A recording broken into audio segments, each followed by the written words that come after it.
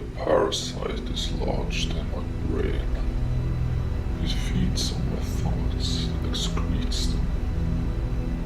Its excretions poison my mind. Poison makes me weak and lethargic. My body is sluggish and powerless.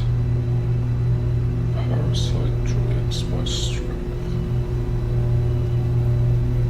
When I stand for too long, I get disoriented and faint. Parasite grows strong from my weakness. I find that I can no longer think clearly. My thoughts are unformed, incoherent, muddled, confused. Parasite eats my thoughts.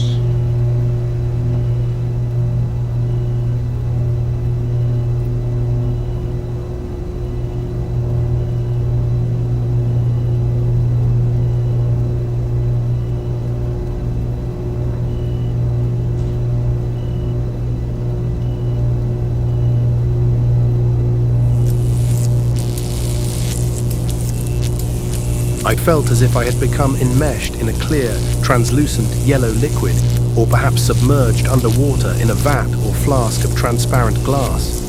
Everything in my life had become fluid, soluble. My vision seemed blurred and indistinct, out of focus. My limbs, whenever I moved through this strange yellow solution, were heavy, rigid, as if weighed down. I didn't inhabit the world anymore, but some other uncanny dimension, and in what manner this dimension should come into contact with one usually inhabited by human beings, I had no clear notion. Perhaps it never would, but instead orbit itself indefinitely, me being trapped in its center, unable to reclaim either my physical or spiritual independence from this swirling vortex. Was I human? Was I fully? Was anyone? What were we, these peculiar beings wandering about in a daze, oblivious to the universe? What had we become, or rather, what had we turned ourselves into? The shell of a life form, the degraded, withered husk of an animal. Something neither fully one thing nor the other, inhabiting some in-between place, much as I myself did in the black hole in which I enacted what remained of my life. If I placed my hand on the computer screen, was I in fact instead reaching toward my own mind? Was I anticipating the development and emergence of some future species? Or had it, in embryonic form, already arrived? I was not myself. I was the doll, the plaything, used by some divine presence around me to enact formerly human behaviors. My body was not my own. When I went to work and performed my trite, rather unnecessary tasks, it was not my own will or volition. When I ate my dinner, something other than myself moved me, utilized my muscles to stage the act of eating. And when I expunged my dinner through my intestinal system into the seemingly infinite system of sewers, I was compelled to do so by presences and processes already established for me by a different entity, though I had no clear notion as to what this entity might be.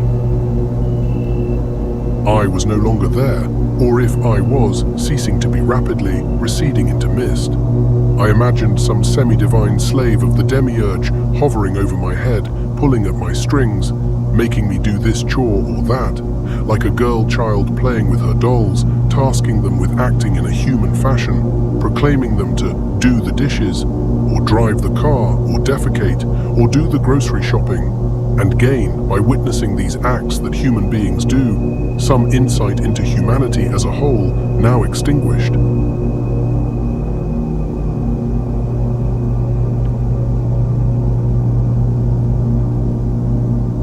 Constant, persistent information had corroded their identities to the degree that life without this acidic downpour was unthinkable to them. This was what they lived for now, if life it could be construed as.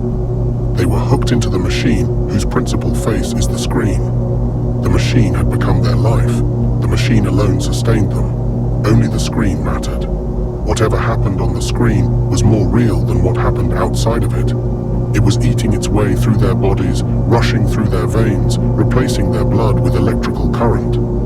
Gradually, I suspected their bodies would transform. The human features would melt away, dissolve into something new.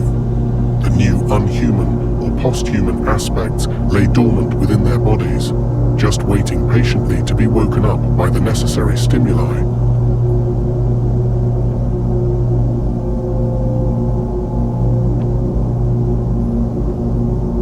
You walked through life partly present, as if in some limbo or void. Your limbs felt heavy and unresponsive, your body alien and strange, your voice hollow and curious, as if used by someone else for their own purposes. The words that emerged out of your mouth were not yours, you discovered. The words you intended to speak got lost somewhere on the way from your vocal cords and disappeared into the ether like smoke or dust blown by the wind. The words that appeared instead were putrid, vile, hateful.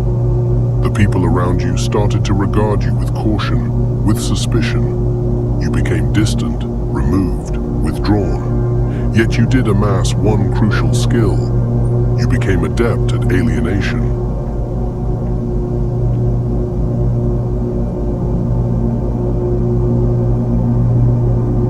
I tear at my skin. Does blood not emerge?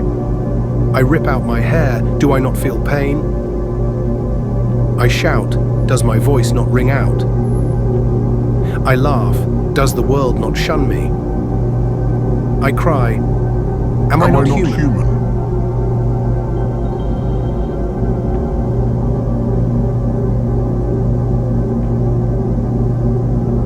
I inhale smoke and sulfur. I open my mouth and exhale the machine.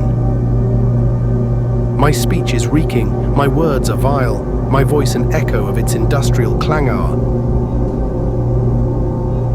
I have been broken down by the bile and bilge and bitter waste of the machine. Its sewage is seeping into my soul. My being has been manufactured, and I find I have been turned unhuman. How does the white regain its weight, the spectre its soul, the lost his love?